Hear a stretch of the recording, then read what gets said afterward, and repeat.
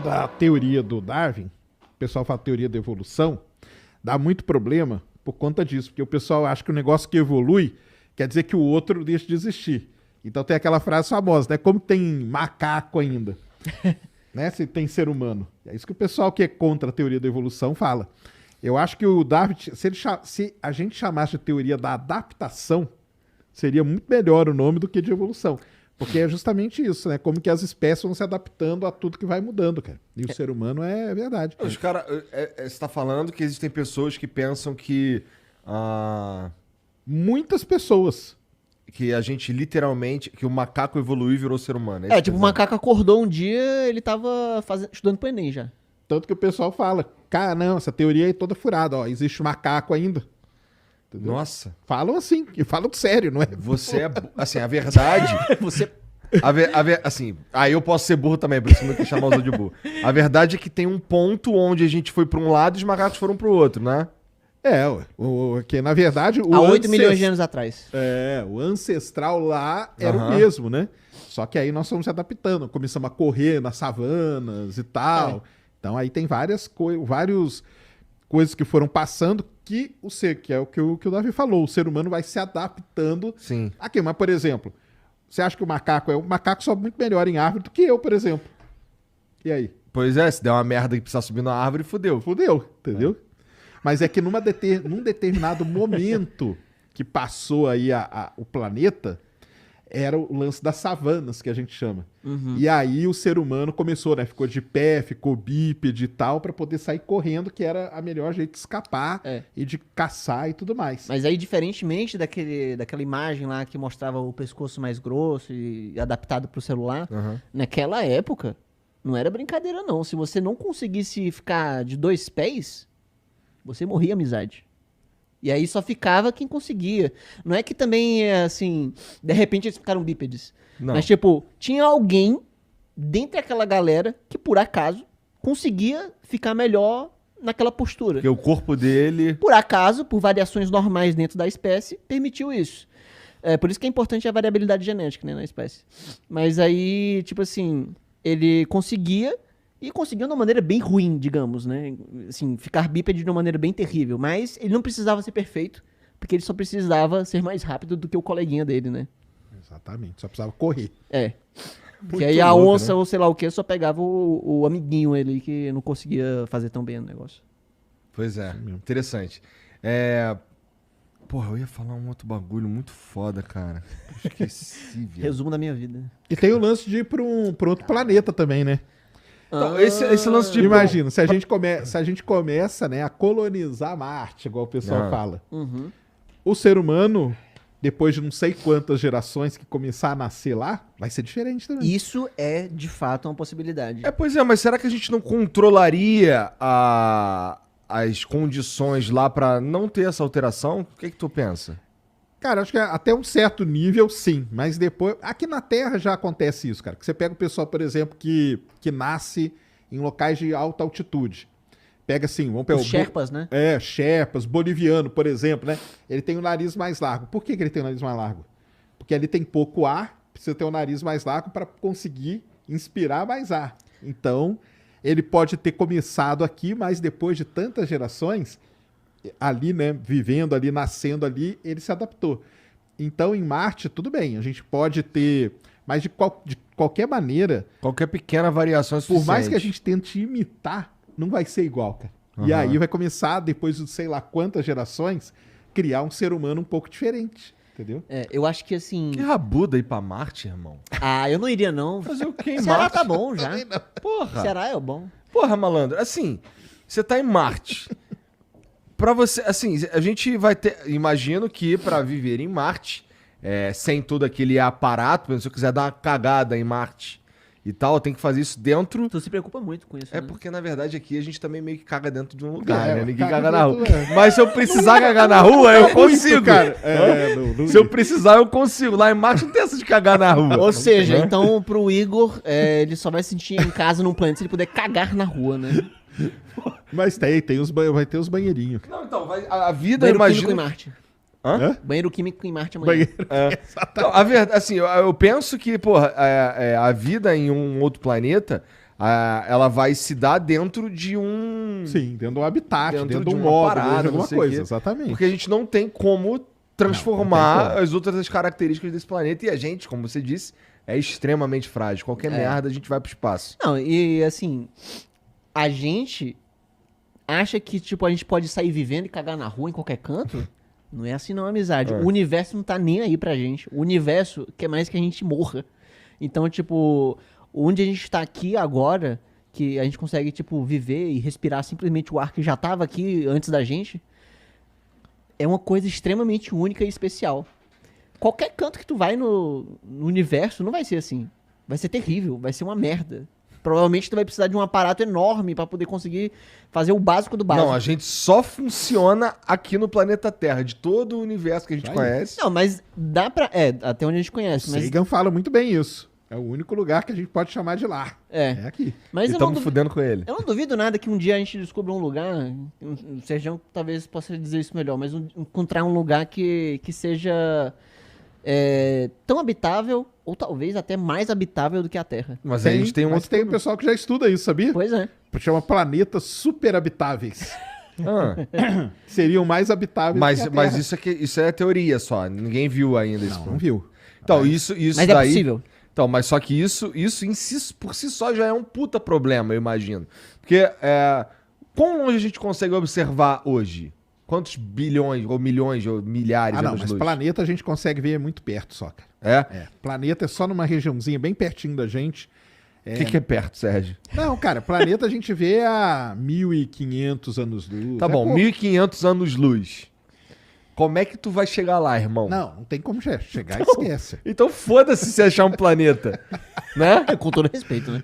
Com todo respeito. É que assim, com todo respeito aos planetas aí superabitáveis, o caralho, os cientistas que estão Mas procurando. vamos supor que a gente encontre um planeta superabitável. Ah. Será que não iam fazer um esforço pra um dia a gente chegar lá? Mesmo sendo muito difícil hoje? E aí poder destruir aquele planeta depois de destruir esse? Exatamente. Olha que legal a humanidade. Porra, hein? destruir 2 planetas, meu irmão, já pode. Mais um é a música do Fantástico. Se tiver o Fantástico ainda. Pô, Mas mas assim, não é. Assim, pelo menos com o que a gente sabe hoje, não é muito difícil chegar num lugar 1.500 anos de luz de distância. É impossível. Não, hoje é impossível. Hoje é impossível. assim, daria pra fazer uma super nave gigante generacional. Não tem tecnologia pra isso não, né? Mas assim, a princípio, talvez alguns séculos na frente, né? Pô, mas fazer se a gente é uma capaz nave- de fazer essa porra, por que a gente não conserta o planeta Terra? Porque eu imagino o tanto de tecnologia que precisa Essa pra ter. é a grande questão que o pessoal fala. Exatamente. Isso aí muita Que gente pessoal fala? Os cientistas? Não. O pessoal Os fala burros. exatamente Tá. isso aí que você falou. Ufa. É. Se a gente, né, tem capacidade... Mas aí, cara, a pergunta que eu te faço é a seguinte. Ah, Pega lá 1.500 anos atrás. ah, Os caras não viviam de boa lá na Europa? ah. Então por que, cara, que a gente vai... Porque eles gastavam uma grana pra Não. atravessar o oceano. Não, e eles fizeram essa merda toda por muito menos. Não era pra poder sobreviver a espécie. Era pra conseguir um Exatamente. tempero. É. Não, cara, mas tudo bem. Eles saíram Tava da Europa tudo bem lá? tempero. Não, Por que a gente não planta, arruma um jeito de plantar um tempero novo na Europa em vez de pegar o navio, cara, e enfiar aqui no meio desse... Ó, eu não tenho nenhum problema com a gente ir pra lá Não, na eu nave sei. generacional e foda-se, tá ligado? Meu ponto é, essa nave aí, ela precisa ser muito foda, autossustentável, gerar energia, não pode precisar de uns combustível assim complexo, eu imagino, ou a gente tem que ser capaz de fabricar lá dentro da nave a porra do combustível. Autossustentável. Máximo. Autossustentável em todos os sentidos, pra caralho. Tá, então a gente consegue fazer essa nave. Demorou, vamos fazer a nave e vamos aplicar a tecnologia da nave no planeta Terra. Mas isso a gente já faz hoje, cara. Eu sei, mas é que... A gente já faz hoje. É que eu vi Tá o aí, ó. Oli, tá ligado? Fiquei preocupado, né? Assim. Mas, cara, mas isso aí que você tá falando é super importante, porque as pessoas não têm essa percepção. Isso aí que você falou, cara, essa sua frase aí é exatamente para que serve a exploração espacial.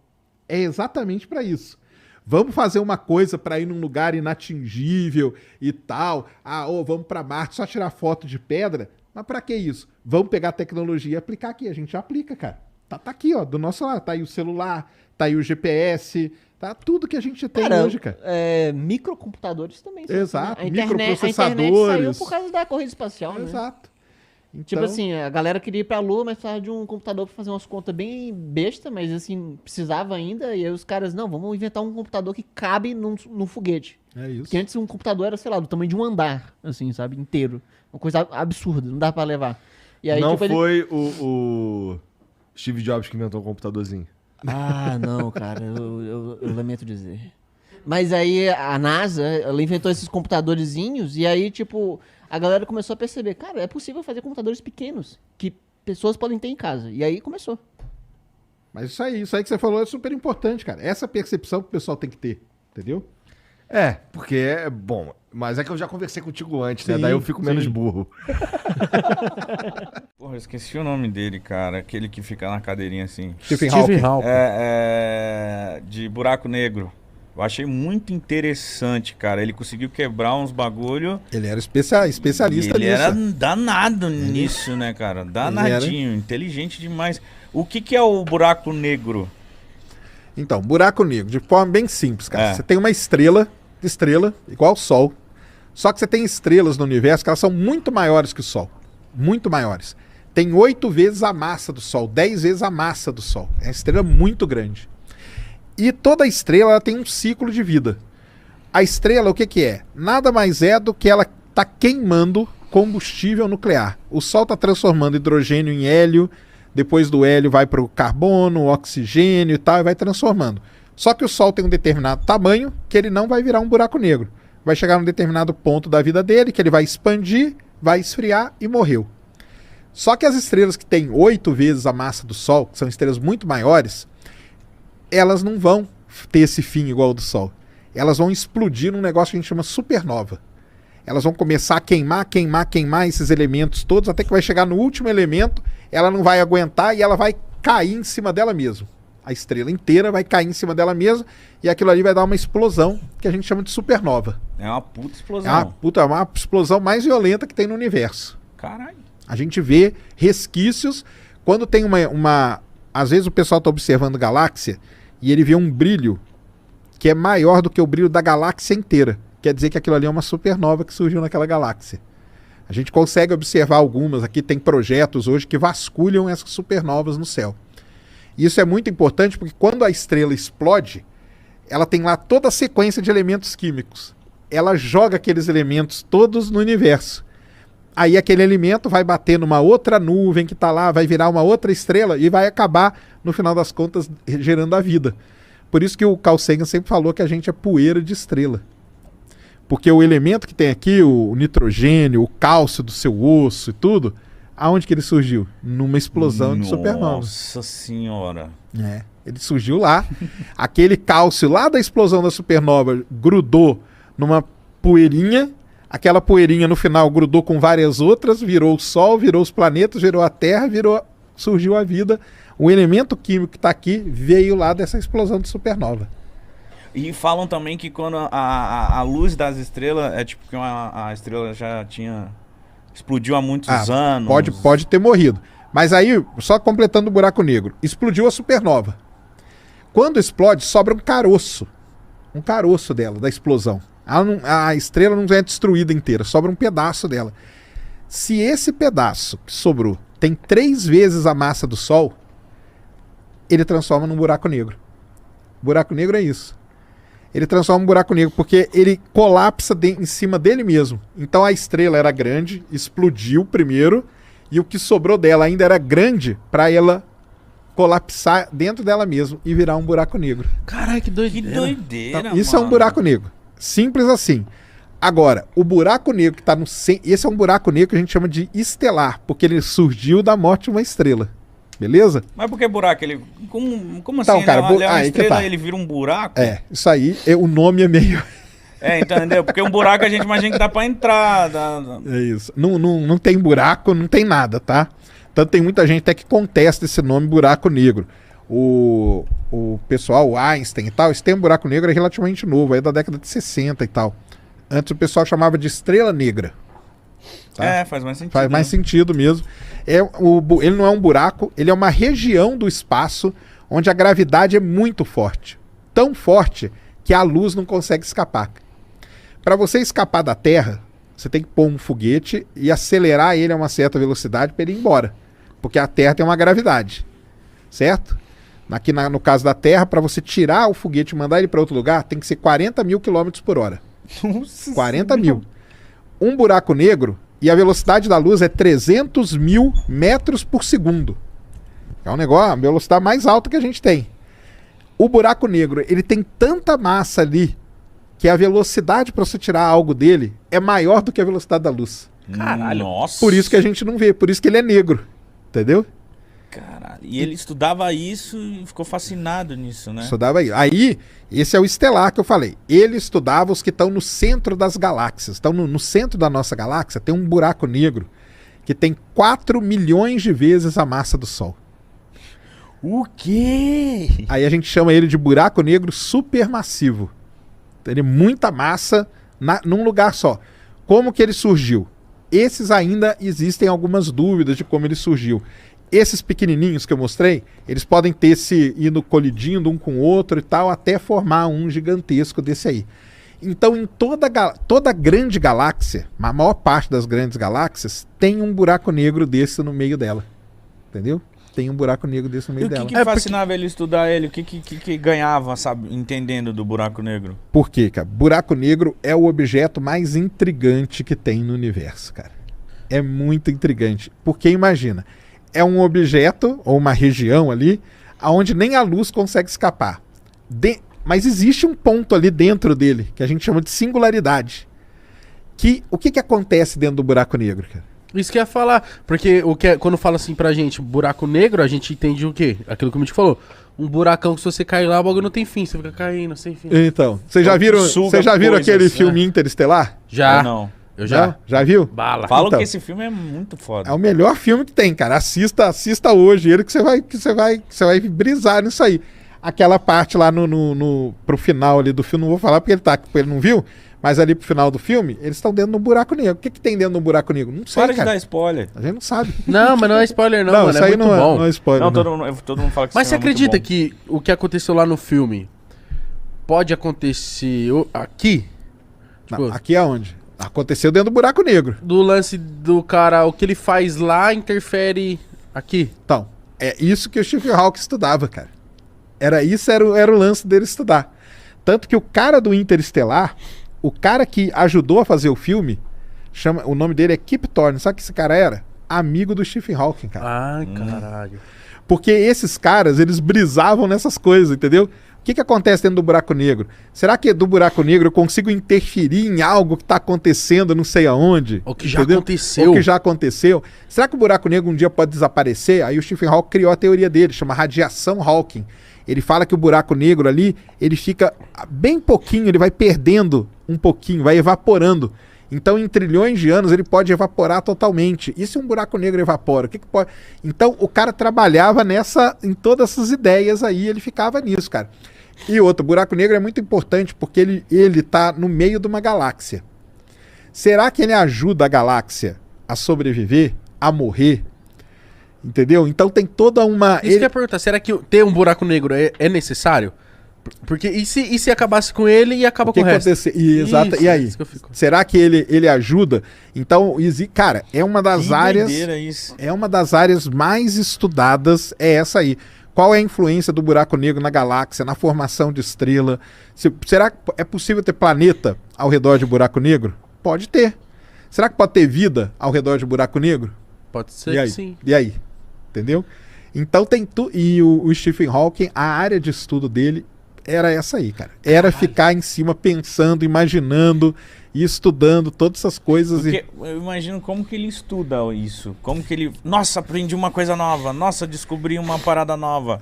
Devia ser muito louco quando ele descobriu uma coisa nova. Então, aí é um ramo que a gente fala que ele era um cara que a gente chama de... Ele tinha ali várias outras formações, né?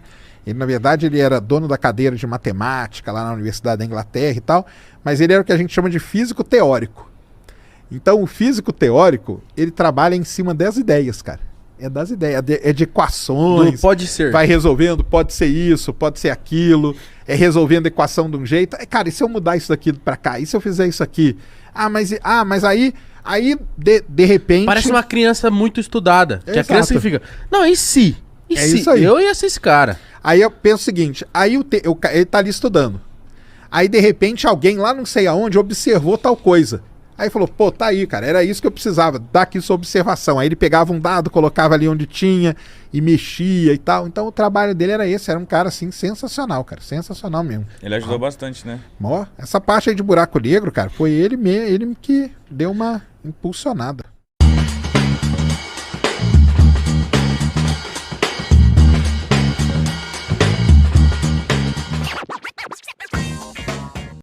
E muita gente aqui, cara, muita gente mesmo perguntando pedindo pra gente falar um pouco do Submarino. Opa! Vamos falar do Titanic, né? Então, explicar pra galera, né? A empresa lá é uma empresa que faz isso, tá, cara? Não é o primeiro mergulho desse submarino, não. Ele já tinha mergulhado várias vezes. E é um tipo de, sei lá, passeio, turismo, que eu posso dizer. Do mesmo jeito que a gente tá falando do Coronado, né? Pra gente que tem muito dinheiro, visitar embarcações naufragadas aí pelo mundo afora. O cara tem esse gosto, cara.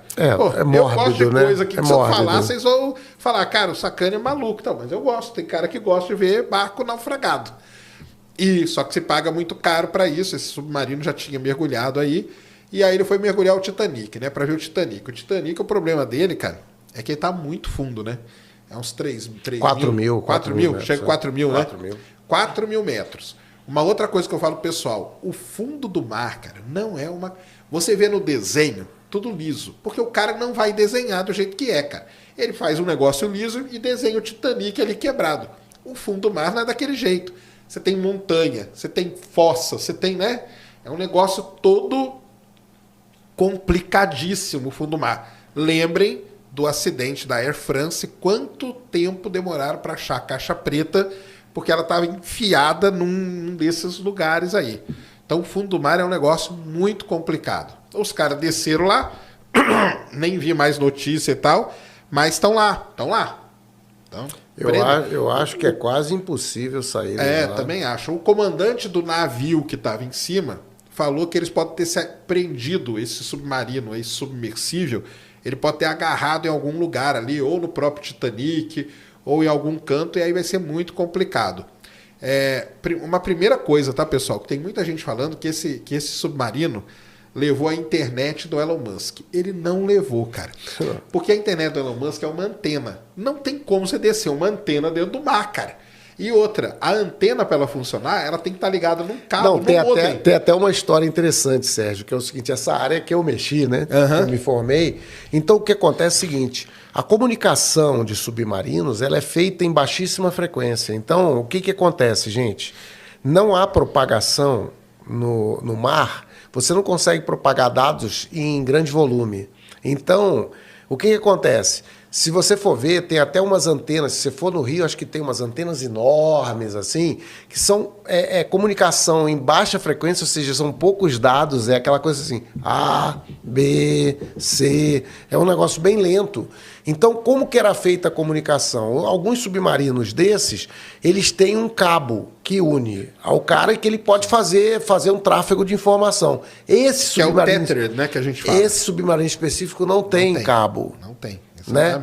Então, na realidade, é bastante temerário, né? Eu estava até lendo que teve um cara teve lá um que desses aí lá. que não quis ir, quando ele ficou sabendo como que era feito o submarino e tal. É um negócio meio experimental e não sei o quê. E o pessoal tá até brincando, falando que o do Iberê é até melhor. Eu não duvido, não, porque o Iberê tomou todos os cuidados com o submarino dele. E aí eu falo, que era movido ao joystick e tal. O ser movido ao joystick não tem nada, cara, porque o cara meio que ele quis mostrar que a simplicidade que é aquele equipamento que ele fez. Não tem nem escotilha, porque os caras iam ver numa tela de computador também, né?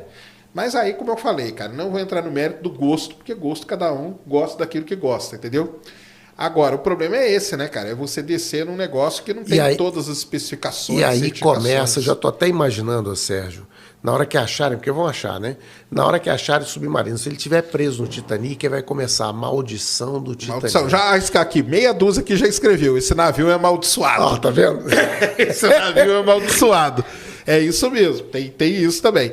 Então, assim, estão falando que amanhã parece que a França ela é muito desenvolvida em equipamentos para buscar vem coisa 10 no fundo do mar. Cousteau, né? É, exatamente. Vem 10 do Cousteau lá.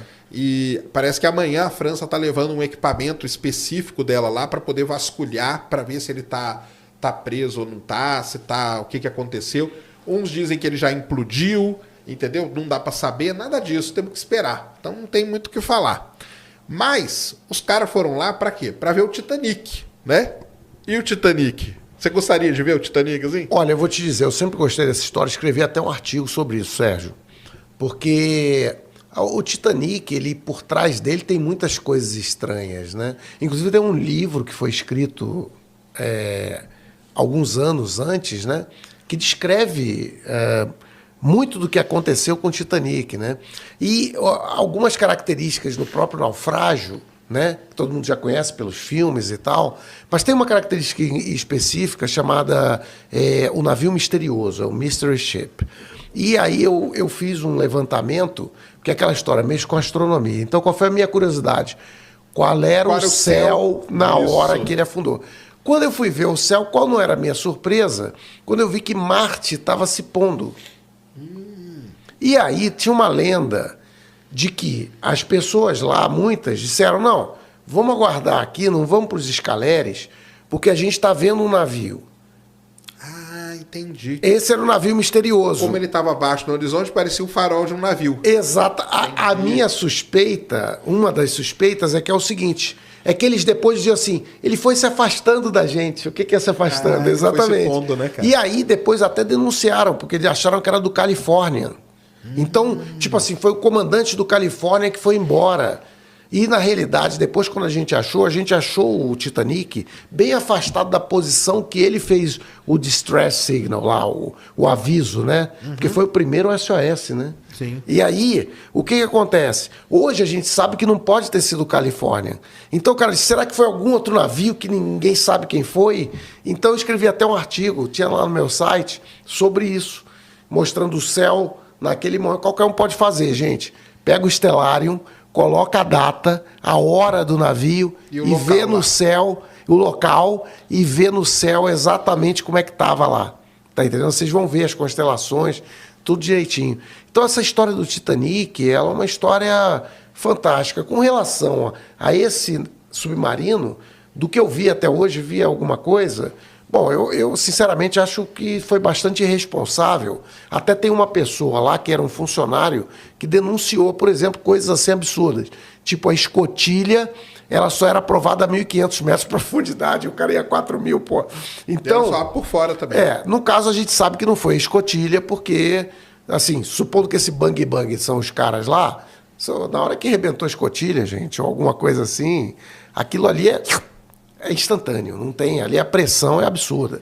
Então, o que acontece no final é que, infelizmente, parece que eles estão morrendo lá e eu não vejo como, ficaria muito surpreso que existisse tempo hábil, mesmo que se identificasse o objeto... Até chegar alguma coisa... É você chegar né? E como é que tu vai meter um... A não ser que eles tenham alguma coisa que meta um oxigênio ali, de repente, eu não sei. Mas acho que isso aí já vai ficar para a história.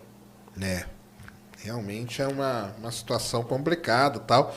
E isso aí o pessoal já comentou aqui, mas é que a imprensa falou, né? Que ele levava a Starlink, né? Mas a Starlink, ela tá no navio, em cima, entendeu? Tá ajudando pra caramba, porque tá dando conectividade pro navio. Se não fosse isso, não dava. Aí o pessoal perguntou aqui, não tem nenhum telescópio que dá pra ver o Titanic? Não dá, cara, porque 4.000 metros de profundidade, você não tem luz. O telescópio funciona com luz. O nosso objeto de estudo do astrônomo é a luz.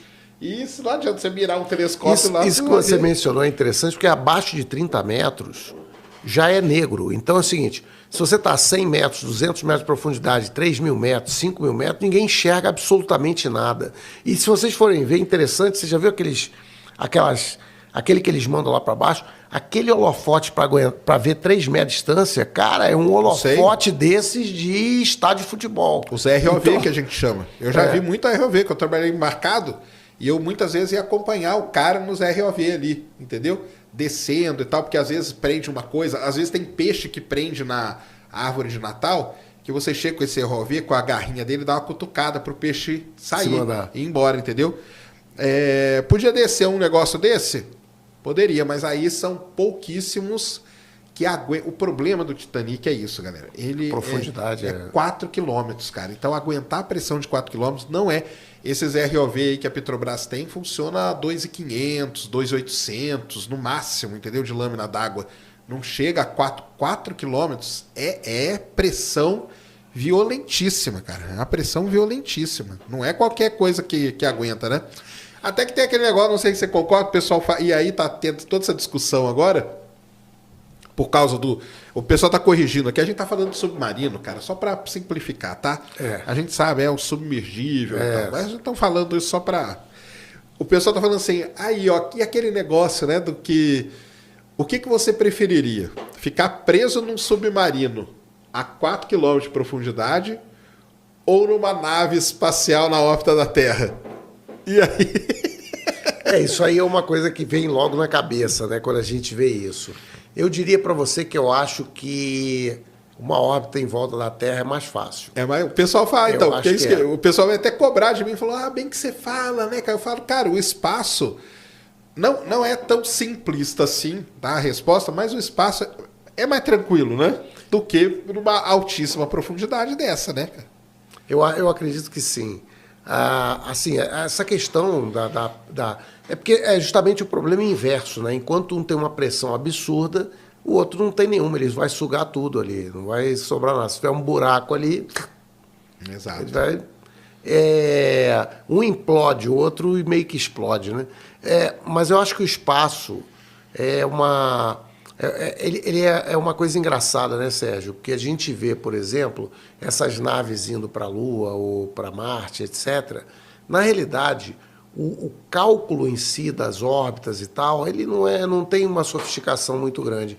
O problema é tecnológico mesmo, né? Por exemplo, a falha dos equipamentos, né? Redundância.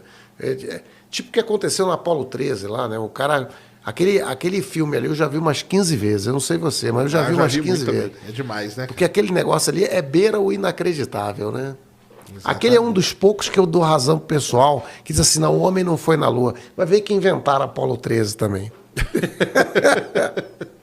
Exatamente. Então é isso. O pessoal fala aí do que a gente fala. Não é que o universo a gente sabe mais do que o fundo do mar, cara. É porque... o fundo do mar tem toda essa complicação, né? Chega um momento que no fundo do mar não tem a luz que a gente precisaria. Não precisa ir muito longe, né, Sérgio? Sumiu um avião inteiro. Um 777, a gente não sabe onde é que está. Né? Se estivesse no espaço, a gente sabia. O carro do Elon Musk, a gente sabe onde é que está, aquele carro que foi lançado. É isso mesmo. Um cara escreveu aqui, se fosse no espaço, seria mais fácil achar o objeto. Mais ou menos isso. Ih, cara, como que fala seu nome aqui? Natsu, eu acho. O que acontece com o corpo de um humano se ele sair de um submarino a 4.000 metros de profundidade?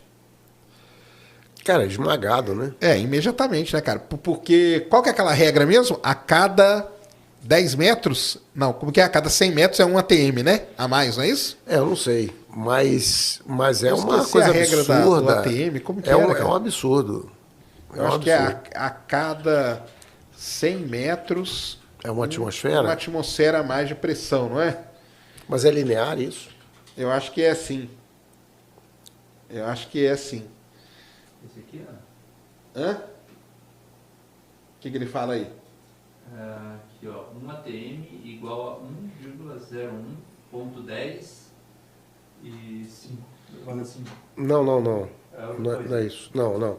É que isso é uma atmosfera, né? É a pressão atmosférica aqui. Agora, ele quer ver com o peso da água, né? Porque conforme você vai afundando... Deixa eu ver se alguém falou o peso aqui, vai aumentando, né? Não, ele falou aqui, ó. A cada 10 metros é um ATM a mais. Então, se o cara tá a 4.000 metros, são 400 ATM, né? É uma pressão 400. Então, imagina, cara. É uma pressão 400 vezes maior que a pressão que você tem aqui. O seu corpo é esmagado imediatamente, né? Não tem. É esmagado imediatamente, né? Não tem essa, tá? Então, assim, é bem complicado mesmo. O único pontinho, Sérgio, que eu diria agora, sim, eu não sei se isso também vai parecer vitimismo de minha parte, mas o lance da religião e da Bíblia, de uns bons anos para cá, mesmo que o ciclo dos grupos passem, mas hoje ser um cristão conservador dentro da universidade é um desafio. Especialmente em algumas áreas de filosofia, humanas. Ser cristão conservador dentro da universidade hoje não é brincadeira. Tem gente discriminada pelo que ele coloca no Facebook, porque ele colocou o versículo da Bíblia no Facebook, os colegas em sala caem, os professores também. Não em todos, mas em alguns lugares existe um ateísmo metodológico. Porque tem um ponto aqui que eu estou concordando em vários pontos com o Sérgio. Se bobear, tem mais pontos que a gente concorda do que discorda. Viu? Pode ser.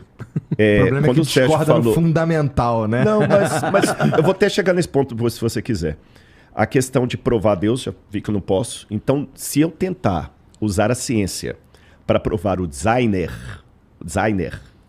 realmente é pseudociência. Porque não tem a digital de Deus na criação lá. Aqui é o DNA de Deus, aqui é a assinatura dele. Não existe isso. Mas também não tem como provar a ausência dele. Era aí o que eu ia perguntar pro Sergião, que assim, tudo isso que você mostrou pra gente, é a mesma pergunta que eu fiz pro Rodrigo, na verdade, só que agora é pra você. Uhum. Tudo isso que a gente viu aí, você falou do James Webb e o caralho, isso daí invalida 100% assim, ó, aqui tá a prova de que Deus não existe. Também não. Não, mas né? Lógico que não, cara.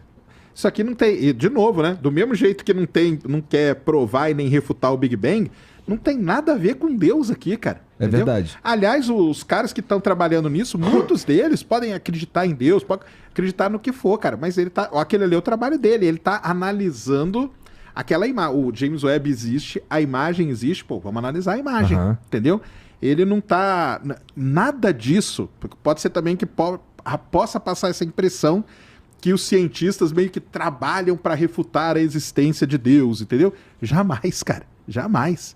Eu, pelo menos, não conheço nenhum cientista que fala assim, cara, eu vou fazer isso aqui só para provar que Deus não existe. Só para provar que Deus não existe. Cara, ele não vai conseguir de jeito nenhum, entendeu? Porque como que ele vai provar, né? Um negócio que cara, é que igual disse o Rodrigo, é um axioma, né? Um negócio que... A própria ideia de Deus, ela não cabe na ciência. Né? Exatamente. A ideia Deus... Ela não, quando eu falo não cabe, não quer dizer que é para ser tratado como chacota ou qualquer coisa assim. Ela não cabe porque ela não cabe mesmo. Assim, a ideia de Deus, a gente não consegue compreender no que, assim, se a gente tá falando de porra, é porque Deus, assim, se ele é antes da porra toda, a gente não consegue compreender, portanto, não consegue passar pelo método científico. É isso que estão falando aqui ao longo do tempo. Isso. E aí, provar que existe ou não existe se torna impossível. É isso aí. E não tem nenhum cientista que fica, cara, não, eu vou pegar... essa aqui, ó, pronto, a imagem do James Webb aqui, ó, tá provando que Deus... Cara, tem nada a ver uma coisa com a outra, entendeu? Uma coisa que o Rodrigo falou, o lance da ciência... A ciência, cara, que é uma coisa também que muita gente faz confusão, cara. A ciência, e quem falar isso pra vocês, cara, tá falando errado. A ciência, ela não tá atrás de verdade nenhuma. Muito pelo contrário, a ciência, ela vai atrás de perguntas. A gente quer pergunta. Por isso, voltando lá naquele negócio do experimento, quando o experimento dá errado quer dizer o quê? Vamos supor que a gente faz a imagem do James Webb e não aparecesse galáxia vermelha nenhuma. Aí tem alguma coisa estranha, cara. O que aconteceu? Porque a gente faz tudo teoricamente, era para aparecer as galaxiazinhas vermelhas ali. Não apareceu nenhuma, vamos supor. Quer dizer que o nosso... Aí, o que está acontecendo? Vamos ter que rever aquelas coisas. Então, quando um experimento ele dá um resultado não esperado, igual disse o Rodrigo, que a gente espera alguma coisa. Mas às vezes você faz o experimento e ele dá um resultado que você não esperava. Quando isso acontece, é excelente, cara. É excelente. Porque aquilo ali vai abrir um leque de outras possibilidades, de outras alternativas, entendeu? É até a pergunta que eu faço para os astrobiólogos, que é a seguinte: se encontrasse vida no universo, você preferia que ela fosse parecida com a nossa ou diferente? A maior parte fala diferente. Porque imagina se encontrar uma vida diferente da nossa, cara. Como que isso ia explodir a nossa cabeça, cara? Você ia falar, caramba, cara, olha aqui quantas outras alternativas podem existir. Verdade. Entendeu? Então, a ciência, galera, ela, presta atenção nisso, ela vai atrás de perguntas. E ela tenta encontrar evidências para tentar responder da melhor forma possível aquilo. Não tem 100%, cara. Não tem. Tanto que a gente fala aqui, a palavra modelo e tal que a gente fala, é uma palavra que sempre liga a tentar responder o máximo aquilo ali. Mas vai responder tudo? Não vai, cara. Não vai. Mesmo porque hoje eu tenho uma limitação no meu conhecimento, na minha tecnologia. Amanhã eu consigo construir um telescópio 20 vezes maior que o James Webb. E ele vai lá e mostra uma outra coisa. Eu vou ter que rever o meu modelo. Hoje, só para dar um exemplo aqui... Aliás, Jean, eu te mandei o link lá no Insta, cara. Depois coloca. Hoje tem um problema muito sério dentro da cosmologia. Olha só. A gente mede a distância usando galáxias e tal.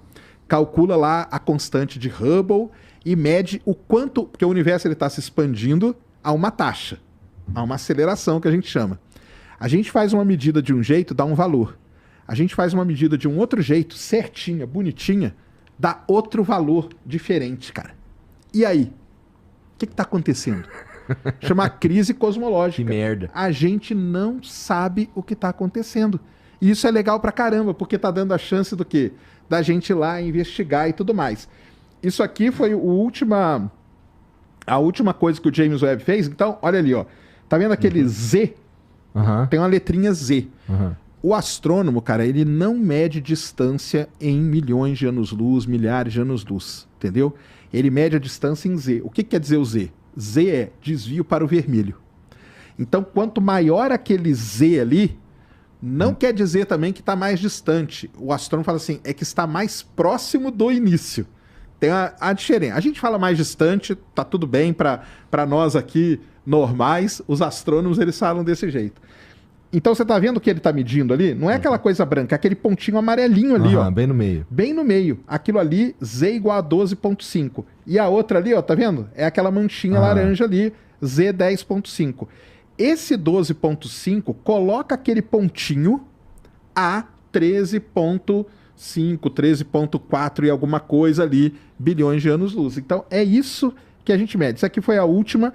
Porque por espectroscopia, tá vendo? Ó, espectroscopia confirma as galáxias mais distantes do universo. Então, só para completar, uma coisa é a imagem. Depois que aquela imagem vai passar pela espectroscopia, muita coisa daquela vai cair fora, mas vai sobrar algumas. Sobraram 4 que hoje são consideradas mais distantes. Entendi. Mas então a ciência, galera, é isso. É ir atrás de perguntas. Quanto mais pergunta tiver, melhor, entendeu? A gente não quer... o cientista é um mentiroso. Olha, ele falou, cara, quem disse que o cientista vai falar para você que é verdade? É a previsão do tempo, cara. O melhor exemplo é a previsão do tempo. Se alguém falar amanhã vai chover, não vai. O cara vai falar assim, amanhã tem 40% de chance de chover. Se chover, ele mentiu? Não. Não. E se não chover? Também não. Isso é a ciência, isso, cara. Entendeu? Mas eu imagino, me confirma se eu estou certo, que para você abandonar por completo um modelo, tem que ser uma descoberta muito radical. Exatamente. Porque tem descobertas assim, que elas não dão o resultado esperado do modelo que eu sigo. Mas eu não vou invalidar o modelo. Ela pode me abrir espaço para estudar mais, para tentar entender. E talvez expandir o teu modelo. Exatamente. Por que eu estou fazendo essa pergunta aqui? Porque eu quero fazer um paralelo aqui. Muito do que o Sérgio descreveu do ponto de vista científico é a vida de um crente.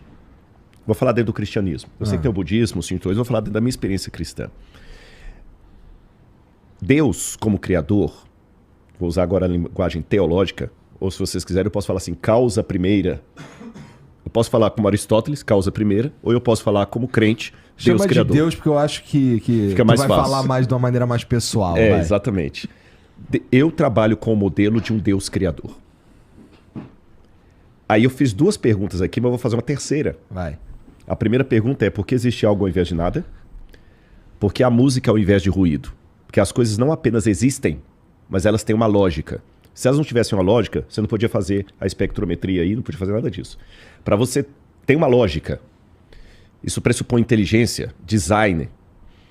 Agora tem uma terceira pergunta que me fere o modelo. Por que a música desafina? Por que criancinhas morrem? Por que criança e leucemia estão na mesma... Então, quando eu lido com a dor e com o sofrimento, aparece um elemento no meu modelo que destoa com o modelo. Mas assim como o cientista não joga fora o modelo pelas dificuldades que apresenta, mas ele apenas investe na dificuldade para entender melhor o modelo ou abandoná-lo, é assim que eu faço. Porque eu, como crente, a Bíblia é o livro que mais me incentiva a fazer perguntas. Por isso que eu não aceito, Sérgio, essa visão, não é sua, mas essa visão do mundo crente de fé. Fé parece quase que um... Você lembra o poder do pensamento positivo? Lei da atração. Lei da atração. Deus existe, ponto, não precisa de prova, não precisa de Sérgio, não precisa de... Deus existe, falou comigo. Não, por favor, não é por aí. Você está entendendo? Não é por aí.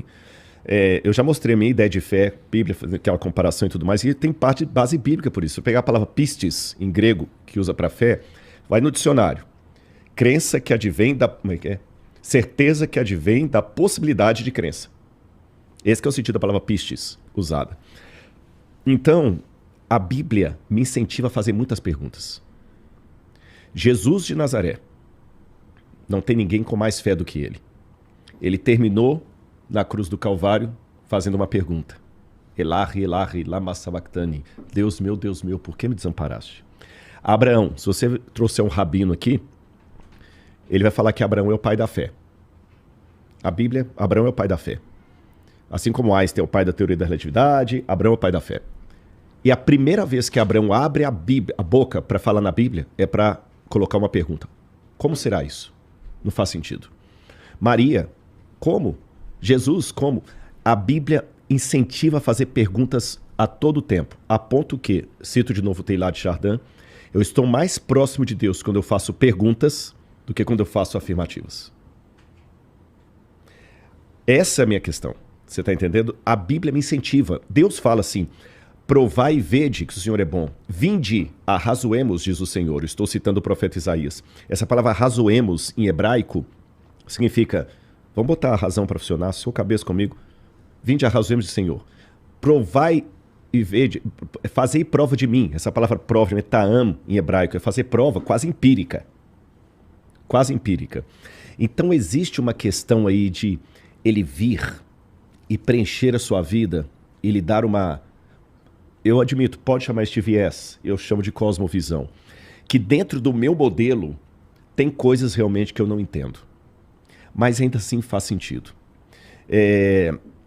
E é lógico, claro e evidente, que para eu falar que Maria deu à luz a Jesus estando grávida... Estando virgem. Estou de virgem, perdão. Essa fala isolada não diz nada. Mas essa fala está embasada em outros graus de autoridade anterior que eu tenho.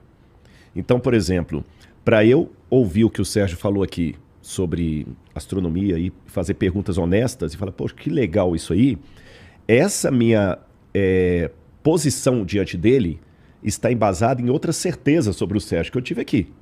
Se você pegar aquele cara que você até trouxe aqui, aquele mendigo que pegou a mulher lá e ficou famoso... E colocar para ele falar de ciência e astronomia, não pejorando o rapaz. Mas é que o Sérgio não é a área dele. Cientista, né? Exatamente. Mas para eu concordar, eu conheço coisas do Sérgio anteriores. Então, o texto bíblico, quando alguém fala assim, você acredita nessa bobagem da Bíblia aqui? Não, peraí. A ciência está sendo muito simplório. Tem coisas anteriores que construíram a autoridade para eu acreditar naquilo. Porque se eu abster dessas coisas anteriores, é realmente uma besteira. Como também soa besteira, você soa, não estou falando que é, soa besteira falar que a cor vermelha significa que ela está mais... Soa besteira. Mas por que eu sei que não é besteira? Porque tem uma série de construções acadêmicas que ele falou daquele jeito. Não foi um negócio que eu gosto mais do vermelho, então vou colocar o vermelho. Não. Então a Bíblia é a mesma coisa. O que acontece com a igreja e os ensinamentos bíblicos quando encontrarem vida fora do planeta Terra? Isso até é uma pergunta que eu queria te fazer, cara. Para mim... Porque a gente fala assim, né? Que quando encontrar vida vai ser um caos, né? E eu acabo até citando e falo assim, cara, eu acho que até na religião, em algumas, não, isso sim, pode claro, criar uma confusão gigantesca. Vai dar uma confusão generalizada, com certeza, com certeza. Só que assim, é difícil falar do que seria se não for. Entendeu? Até lá... Eu, Rodrigo, não fecho questão que Deus criou só o planeta Terra com vida. Nesse universo imenso, mas isso aqui é chutologia, não é nem Bíblia, nem ciência, é chutologia. Eu acho que esse A Bíblia não comprova e nem desprova. nem desprova, exatamente. Ela não fala sobre isso. Jesus, o máximo que eu poderia dizer é que Jesus falou o seguinte: na casa de meu pai há muitas moradas. Se a casa do pai é o céu, Aí então você pode interpretar, você né? pode interpretar, mas é uma interpretação. E a gente sabe que tem os anjos, fala dos principados, potestades, mas não fala. Então não diz nada. Então na chutologia, não estou sendo nem bíblico, nem de ciência, na chutologia, poxa, Deus cresce tanto de coisa que a gente viu aí para deixar vazio. Meio bronca mesmo, né? Mas é aí- chute. Mas você acha que em algumas religiões ia dar problema sério, Ah, né? mas com certeza. Não, todas as religiões. Não ia dar todas. Não, problema. isso na ciência, todo mundo. Ah, não, ia dar uma... Você entendeu? Ia Seria dar. incrível. Seria incrível. Menos para o... Mas a gente tem que achar eles, isso é importante. só não Eles ia- não podem achar nós. só não ia dar bronca para o Bilu, o ET Bilu. O ET Bilu ia estar tudo beleza, já estão preparando. Se os caras encontrar nós, a gente sabe o que acontece, né, não, Sérgio? Opa, estamos ferrados. Por isso que eu até brinco com o nome da teoria do Darwin.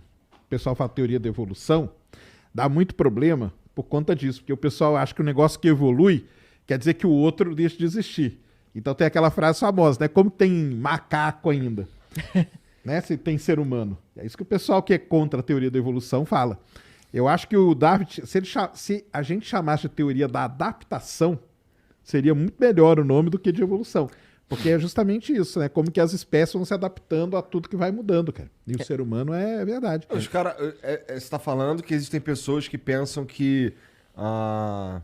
Muitas pessoas. Que a gente literalmente. Que o macaco evoluiu e virou ser humano. É, tipo, o macaco acordou um dia, ele tava estudando pro Enem já. Tanto que o pessoal fala, cara, não, essa teoria é toda furada, ó. Existe macaco ainda. Entendeu? Nossa. Falam assim, e falam sério, não é? Você é. Assim, a verdade. Você... Assim, aí eu posso ser burro também, por isso que eu não quis chamar os outros de burro. A verdade é que tem um ponto onde a gente foi pra um lado e os macacos foram pro outro, né? Que na verdade... Há 8 milhões de anos atrás. O ancestral lá era o Aham. mesmo, né? Só que aí nós fomos se adaptando, começamos a correr nas savanas e tal. Então aí tem várias coisas que foram passando que é o que o Davi falou, o ser humano vai se adaptando. Sim. Aqui, mas por exemplo, você acha que o macaco sobe muito melhor em árvore do que eu, por exemplo. E aí? Pois é, se der uma merda que precisar subir na árvore, fudeu. Fudeu, entendeu?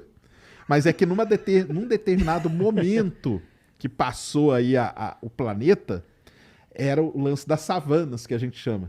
E aí o ser humano começou, né? Ficou de pé, ficou bípede e tal, pra poder sair correndo, que era a melhor jeito de escapar e de caçar e tudo mais. Mas aí, diferentemente daquela imagem lá que mostrava o pescoço mais grosso e adaptado pro celular, naquela época, não era brincadeira não. Se você não conseguisse ficar de 2 pés, você morria amizade. E aí só ficava quem conseguia. Não é que também, assim, de repente eles ficaram bípedes. Não. Mas, tipo, tinha alguém dentre aquela galera que, por acaso, conseguia ficar melhor naquela postura. Porque o corpo dele. Por acaso, por variações normais dentro da espécie, permitiu isso. Por isso que é importante a variabilidade genética, né, na espécie. Mas aí, tipo assim, ele conseguia... E conseguiu de uma maneira bem ruim, digamos, né? Assim, ficar bípede de uma maneira bem terrível. Mas ele não precisava ser perfeito, porque ele só precisava ser mais rápido do que o coleguinha dele, né? Exatamente, só precisava correr. Porque aí a onça ou sei lá o que só pegava o amiguinho ali que não conseguia fazer tão bem o negócio. Pois é, interessante. Porra, eu ia falar um outro bagulho muito foda, cara. Esqueci, viado. Resumo da minha vida. E tem o lance de ir pra outro planeta também, né? Então, esse lance de... Imagina, se a gente começa, né, a colonizar Marte, igual o pessoal fala. O ser humano, depois de não sei quantas gerações que começar a nascer lá, vai ser diferente também. Isso é, de fato, uma possibilidade. Pois é, mas será que a gente não controlaria as condições lá pra não ter essa alteração? O que tu pensa? Cara, acho que até um certo nível, sim. Mas depois... Aqui na Terra já acontece isso, cara. Que você pega o pessoal, por exemplo, que nasce em locais de alta altitude. Pega assim, vamos pegar Os Sherpas, né? Sherpas, boliviano, por exemplo, né? Ele tem o nariz mais largo. Por que ele tem o nariz mais largo? Porque ele tem pouco ar, precisa ter o nariz mais largo para conseguir inspirar mais ar. Então, ele pode ter começado aqui, mas depois de tantas gerações... ali, né, vivendo ali, nascendo ali, ele se adaptou. Então, em Marte, tudo bem, a gente pode ter... Mas de qualquer maneira, Qualquer pequena variação é por mais suficiente. que a gente tente imitar, não vai ser igual, cara. E aí vai começar, depois de sei lá quantas gerações, criar um ser humano um pouco diferente, entendeu? Eu acho que assim. Que rabuda ir pra Marte, irmão. Ah, eu não iria, não. Fazer o quê em Ceará Marte? tá bom já.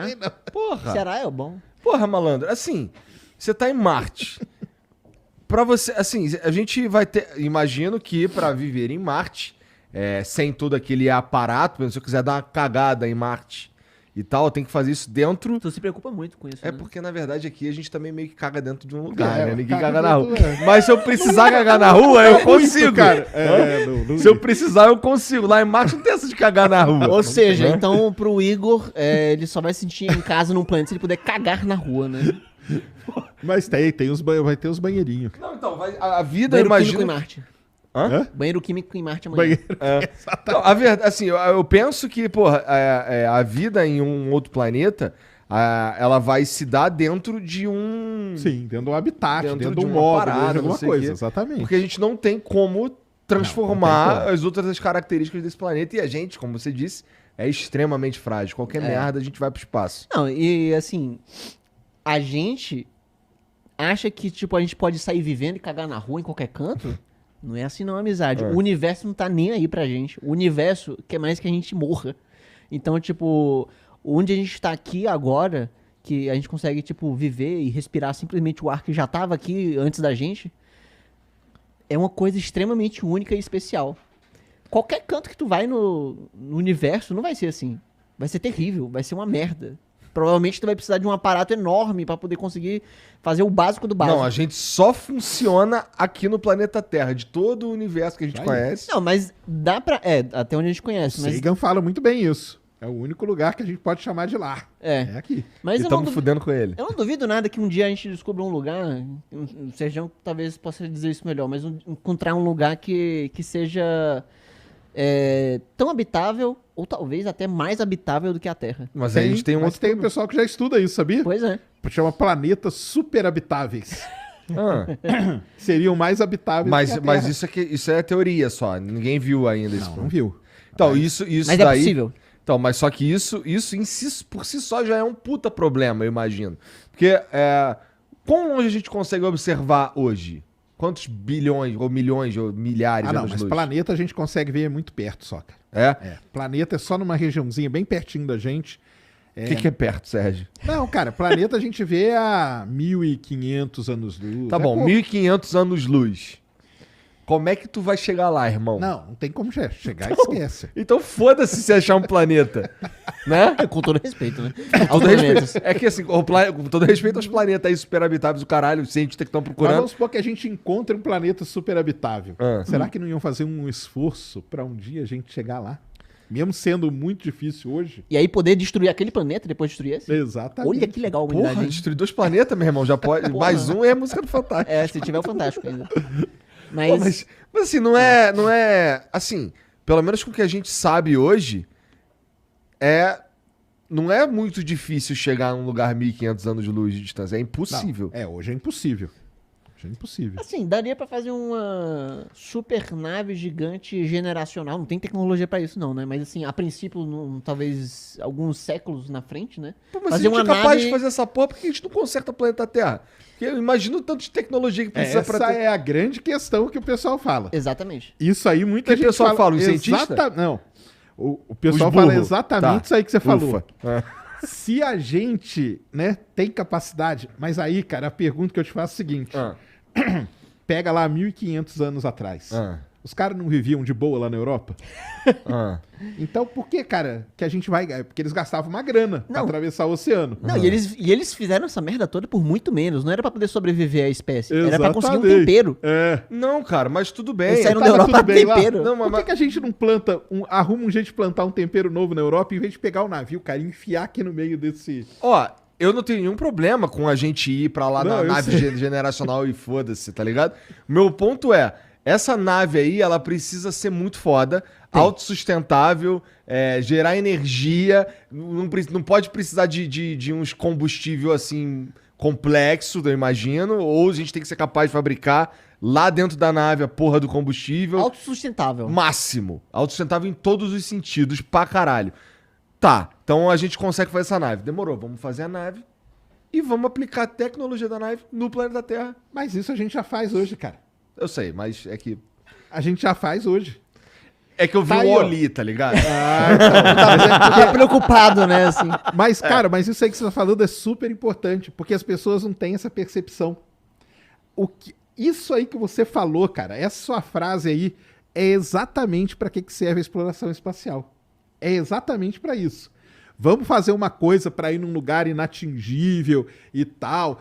Vamos para Marte só tirar foto de pedra. Mas para que isso? Vamos pegar a tecnologia e aplicar aqui. A gente já aplica, cara. Tá aqui, ó, do nosso lado. Tá aí o celular, tá aí o GPS, tá tudo que a gente tem hoje, cara.